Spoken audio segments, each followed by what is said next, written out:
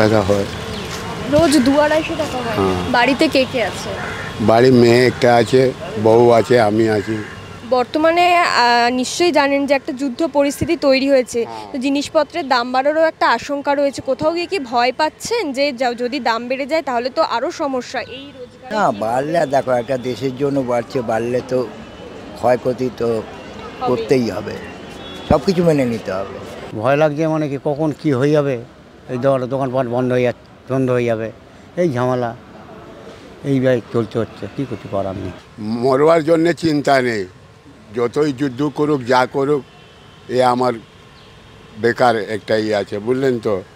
মানুষ তো এইরকমই মরছে, তো আমরা মরবো তো কি আছে। বাড়িতে লক্ষ্মীর ভান্ডার হ্যাঁ পায়? হ্যাঁ সেটাতে কি সাহায্য হয়? হ্যাঁ 100 বার 1000 টাকা আজকালকার দিদি দিচ্ছে, সাহায্য তো নিশ্চয়ই হয়। আচ্ছা, বলছি সরকার থেকে যে রেশন দেয় আমরা জানি, আপনি কি সেটা পান? না, আমার জন্য কিছু নেই। কিচ্ছু না, বিধবা ভাতা বার্ধক্য ভাতা তুমি অ্যাপ্লাই করোনি কেন? অনেকবার অনেকবার অ্যাপ্লাই করেছো, তো মানে কেন হয়নি, কিছু বলেনি কিছু?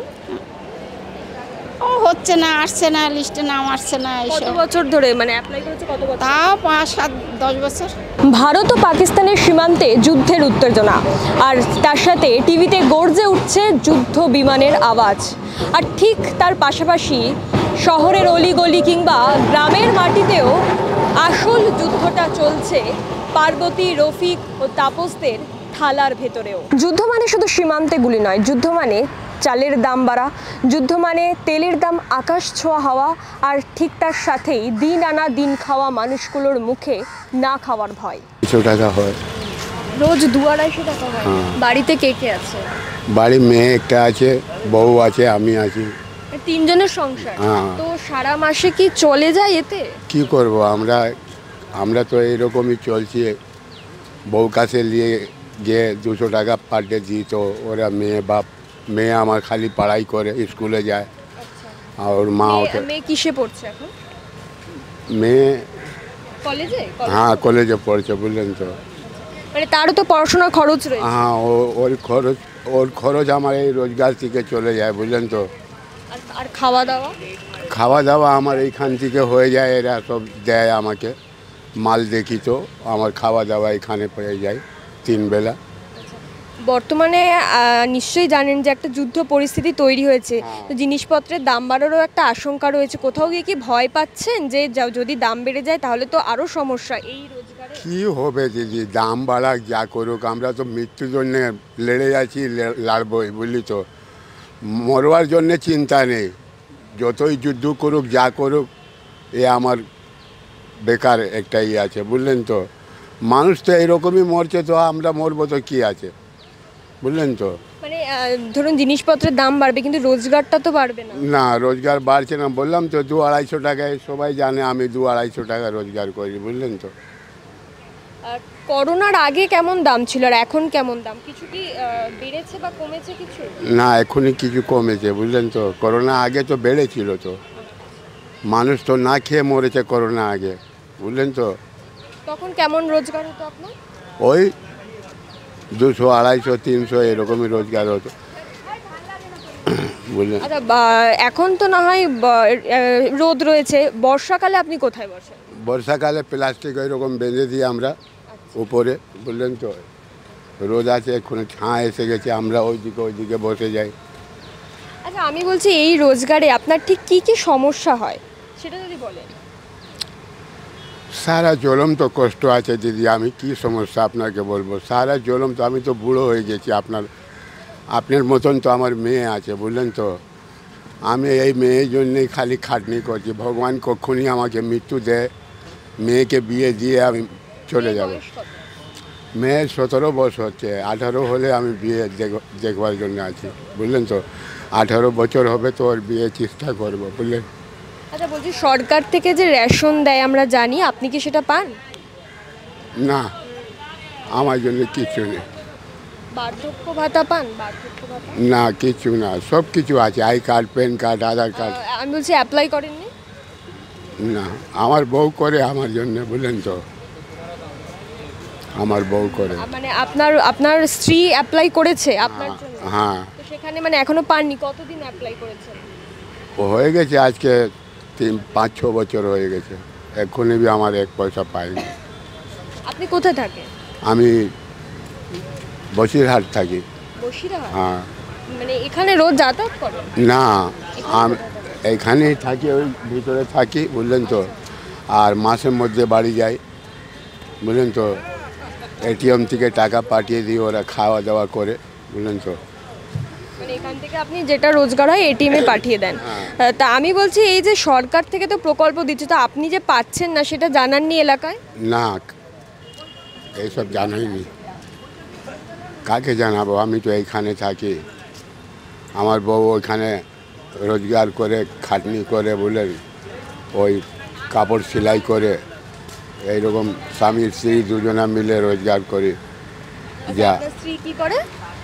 কাপড় সেলাই করে। সেলাই করে। হ্যাঁ, ওর মধ্যে কাম দেয়, বুঝলেন তো, সব গলারে কাম ফাম। সেটাতে দিনে রোজ কত হয় ওটাতে? ও বি দিনে 100 টাকা রোজগার করেলে। 100 টাকা রোজ? হ্যাঁ, মানে 100 কাজ করে দিলে, মতলব আজকে সকাল থেকে আরম্ভ করলো, সন্ধ্যা পর্যন্ত একটা কাজ হয়ে গেলে 100 টাকা রোজগার পায়। এখানে তুমি কি সারা বছর এভাবেই চা বিক্রি? 22 বছর ধরে। 22 বছর? এমনি আর কিছু করো না এটাই? তো এখান থেকে কত তোমার দিনে রোজগার হয়? খারাপ না, মোটামুটি ভালো হয়। তাও 300, 400, 500 হয়? হ্যাঁ। 500 হয়? সংসার, মানে সংসারে কে কে আছে? সংসার আমি আছি, আমার মিসেস আছে, ছেলে আছে, ছেলের বৌমা আছে। মানে সংসার মানে কি তোমার? এই না, মানে সংসার চালাও তুমি? সংসার চালাই। ছেলে কিছু করে না? ছেলে করে। ছেলে করে, তো ওই টাকায় সংসার চলে? বেশিরভাগ আমি দিই। আচ্ছা, মানে এটা থেকে সবটা মানে হয়ে যায়? মোটামুটি হয়ে যায়, গরিবের ঘরে হয়ে যায়। আচ্ছা, এখন তো একটা মানে যুদ্ধ পরিস্থিতি তৈরি হয়েছে, আমরা জানি যে যুদ্ধ হলে জিনিসপত্রের দাম বাড়ে, তো এটা নিয়ে কি ভয় পাচ্ছ কোথাও যে কি করে? না, বাড়লে দেখো, একটা দেশের জন্য বাড়ছে, বাড়লে তো ক্ষয়ক্ষতি তো করতেই হবে, সব কিছু মেনে নিতে হবে। মানে সেটা নিয়ে কোথাও চিন্তা কি হচ্ছে যে জিনিসপত্র দামলে কি করে চলবে, কারণ রোজগারটা তো বাড়বে না? রোজগার বাড়বে, সেটা একটা চিন্তার বিষয়। রোজগার মানে জিনিসপত্রের দাম বাড়বেই, কিন্তু সেটা একটা এখন কি বাড়তে শুরু করেছে? না এখন না কি না, বুঝছো? এখনো বাড়েনি। এখন যা আছে একই দাম আছে, জানি না কতটা কি হবে, তবে মনে হয় না খুব একটা বাড়বে। আচ্ছা, বলছি সরকার থেকে যে সাহায্যগুলো, ধরো এই বার্ধক্য ভাতা বা আমার এখন 60 বছর হয়নি। আচ্ছা, এখনো 60 বছর হয়নি। আর বাড়িতে লক্ষ্মীর ভান্ডার হ্যাঁ পায়? হ্যাঁ সেটাতে কি সাহায্য হয়? হ্যাঁ, 100 বার। 1000 টাকা আজকালকার দিদি দিচ্ছে, সাহায্য তো নিশ্চয়ই হয়, নিশ্চয়ই। 1000 টাকা অনেক, আমাদের মতো করে অনেক লাভ। আমরা যাই, মানুষের দেখো চলার পথে অনেক সমস্যা থাকে, তুমি কি কি সমস্যা ফেস করো? যদি বলো যে সরকারের দিক থেকে কিছু কমতি বা এই রোজগারের দিক থেকে হোক। সেরকম সমস্যা এখনো পড়িনি।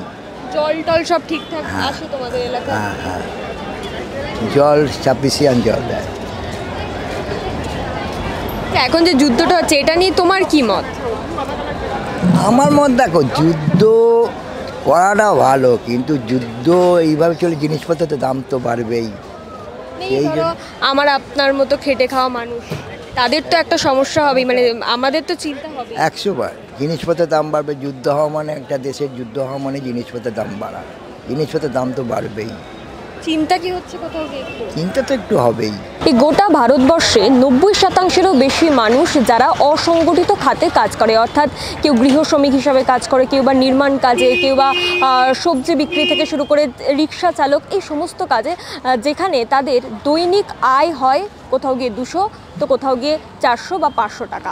এবং আমি যদি আমার শহর কলকাতার কথা দেখি, সেখানে মাত্র 42% মানুষ যারা সংগঠিত খাতে কাজ করে, যাদের নির্দিষ্ট বেতন আছে বা কিছু সামাজিক সুরক্ষা আছে, কিন্তু অপরদিকে 58% মানুষ যারা কিন্তু এই শহর কলকাতাতে অসংগঠিত খাতে কাজ করে, যাদের কোনো নির্দিষ্ট বেতনও নেই এবং সামাজিক সুরক্ষাও নেই, এবং যার মধ্যে আবার 34.5% মানুষ যাদের দৈনিক নয় মাসিক আয় তাদের কিন্তু 5,000 টাকারও নিচে। তাই খুব স্বাভাবিকভাবে যুদ্ধ পরিস্থিতি তৈরি হলে বা এর পরবর্তীকালে যদি জিনিসপত্রের দাম বেড়ে যায়, চাল ডাল সবজি থেকে শুরু করে সমস্ত কিছু, তাহলে খুব স্বাভাবিকভাবেই এখন থেকে কিন্তু তাদের কপালে একটা চিন্তার ছাপ পড়ছে যে সেই সমস্ত দিনে যদি জিনিসপত্রের দাম বেড়ে যায় সেখানে তো আয় বাড়বে না, তাহলে তাদের পেট চলবে কিভাবে?